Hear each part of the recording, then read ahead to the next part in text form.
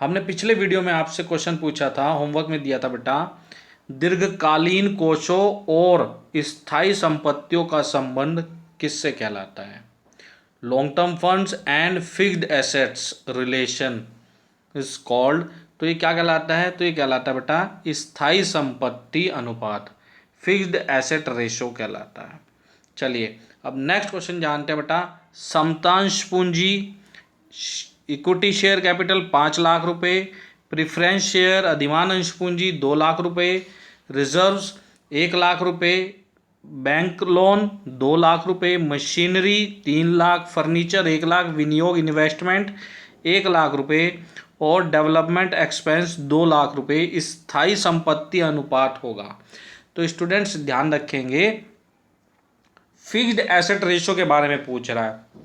इस क्वेश्चन का जो करेक्ट आंसर है वो 2:1 है। फिक्स्ड एसेट रेशो का फॉर्मूला क्या है? तो स्टूडेंट्स ध्यान रखेंगे, फिक्स्ड एसेट रेशो का जो फॉर्मूला होता है वो होता है लॉन्ग टर्म फंड्स को डिवाइड कर दिया जाता है फिक्स्ड एसेट से। Long term funds divided by fixed assets, ये वाला फॉर्मूला लगा के आप ये क्वेश्चन सोल्व कर लेंगे।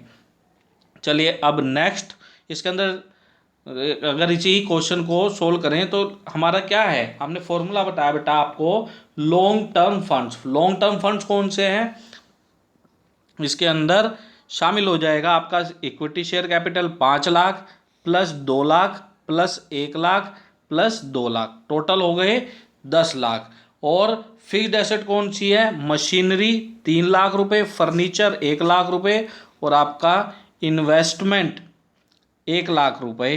तो कुल मिला के आपके 10 लाख डिवाइडेड बाई 5 लाख, तो आपका आंसर आ जाएगा 2:1। चलिए अब नेक्स्ट क्वेश्चन के बारे में जानते हैं बेटा। नेक्स्ट क्वेश्चन है हमारा, स्थायी संपत्ति अनुपात 1.5 है। स्थायी संपत्तियां 5 लाख रुपए हैं तो दीर्घकालीन कोष होंगे। तो स्टूडेंट्स इसकी कैलकुलेशन कैसे करनी है? सिंपल सा है, स्थायी संपत्ति अनुपात। सबसे पहले फिक्स्ड एसेट रेशो का फॉर्मूला लिख लेंगे।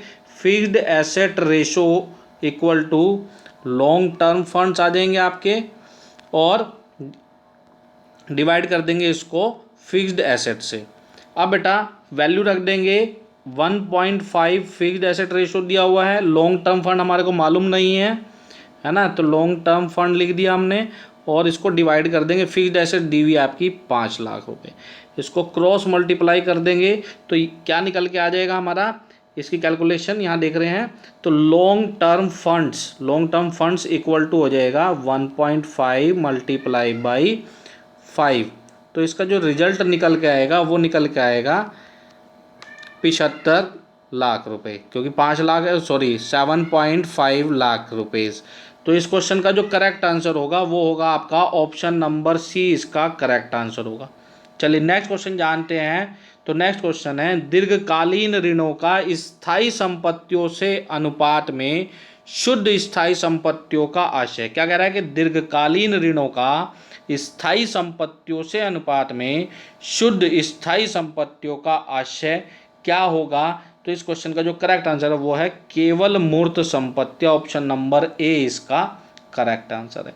चलिए नेक्स्ट क्वेश्चन जानते हैं बेटा। नेक्स्ट क्वेश्चन है हमारा, दंतीकरण अनुपात संबंध प्रकट करता है। दंतीकरण अनुपात किसके साथ संबंध प्रकट करता है? तो ध्यान रखेंगे, दंतीकरण अनुपात आपका सामान्य अंश पूंजी और स्थिर लागत वाली पूंजी के साथ संबंध प्रकट करता है। ऑप्शन नंबर बी इसका करेक्ट आंसर है।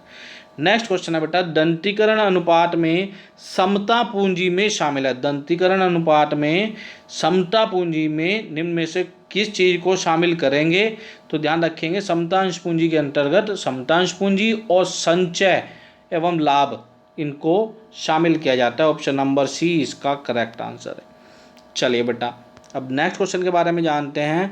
तो नेक्स्ट क्वेश्चन है, ऊंचा दंतीकरण अनुपात क्या प्रकट करता है? ऊंचा दंतीकरण अनुपात किसे प्रकट करता है? तो ऊंचा दंतीकरण अनुपात संस्था पर ब्याज लाभांश का वित्तीय भार कम है। क्या कह रहा है कि जो ऊंचा दंतीकरण अनुपात है वो बताता है कि संस्था पर ब्याज लाभांश का वित्तीय भार कम है। चलिए अब नेक्स्ट क्वेश्चन देखते हैं। तो नेक्स्ट क्वेश्चन है, निम्न दंतीकरण का क्या आशय है? निम्न दंतीकरण का आशय है ऊंचा गियरिंग अनुपात। ऑप्शन नंबर ए इसका करेक्ट आंसर है। अब नेक्स्ट क्वेश्चन के बारे में जानते हैं। तो नेक्स्ट क्वेश्चन है निम्न दंतीकरण होगा, निम्न दंतीकरण होगा। तो इस क्वेश्चन का जो करेक्ट आंसर है वो है समता अंश पूंजी स्थिर लागत वाली पूंजी से अधिक होगा। नेक्स्ट क्वेश्चन है नीचा दंतीकरण अनुपात क्या प्रकट करता है। तो स्टूडेंट्स जो नीचा दंतीकरण अनुपात है वो स्थिर लागत वाली पूंजी अधिक है, इसको प्रस्तुत करता है। ऑप्शन नंबर ए इसका करेक्ट आंसर हो जाएगा। चलिए अब नेक्स्ट क्वेश्चन के बारे में जानते हैं। तो नेक्स्ट क्वेश्चन है नीचा दंतीकरण अनुपात किसका प्रतीक है। नीचा दंतीकरण अनुपात प्रतीक है निम्न दंतीकरण का, उच्च दंतीकरण का, प्रतिशत दंतीकरण का या हानि का। तो स्टूडेंट इस क्वेश्चन का जो करेक्ट आंसर है वो है उच्च दंतीकरण का।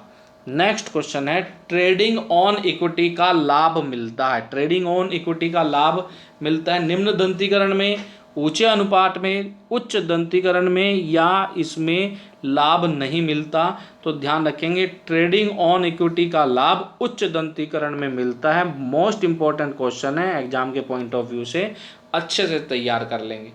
नेक्स्ट क्वेश्चन है बेटा गियरिंग अनुपात की आदर्श स्थिति क्या होती है। गियरिंग अनुपात की आदर्श स्थिति क्या होती है। तो ध्यान रखेंगे बेटा गियरिंग अनुपात की आदर्श स्थिति व्यवसाय के प्रारंभ में निम्न दंतीकरण और बाद में उच्च दंतीकरण होता है। ऑप्शन नंबर सी इसका करेक्ट आंसर है। चलिए स्टूडेंट्स नेक्स्ट क्वेश्चन के बारे में जानते हैं। जानने से पहले स्टूडेंट यदि आप हमारे चैनल पर नए हैं और आपने चैनल को अब तक सब्सक्राइब नहीं किया तो चैनल को सब्सक्राइब जरूर कर ले ताकि इसी प्रकार के अपडेट आपको प्राप्त होते रहें। नेक्स्ट क्वेश्चन जानते हैं बेटा। नेक्स्ट क्वेश्चन है ऋण सेवा अनुपात कहलाता है, ऋण सेवा अनुपात कहलाता है। तो इस क्वेश्चन का जो करेक्ट आंसर है वो है ब्याज आवरण अनुपात। ऑप्शन नंबर सी इसका करेक्ट आंसर है। नेक्स्ट क्वेश्चन है ब्याज आवरण अनुपात प्रकट करता है, ब्याज आवरण अनुपात इंटरेस्ट टर्नओवर रेशो किसको प्रस्तुत करता है। तो ब्याज की शोधन क्षमता क्या है उसको प्रस्तुत करता है। ऑप्शन नंबर ए इसका करेक्ट आंसर है। नेक्स्ट क्वेश्चन जानते हैं। तो नेक्स्ट क्वेश्चन हमारा ऊंचा आवरण अनुपात प्रतीक है, ऊंचा आवरण अनुपात किसका प्रतीक है। तो ध्यान रखेंगे बेटा ऊंचा आवरण अनुपात उच्च ब्याज शोधन क्षमता का प्रतीक है। ऑप्शन नंबर सी इसका करेक्ट आंसर है।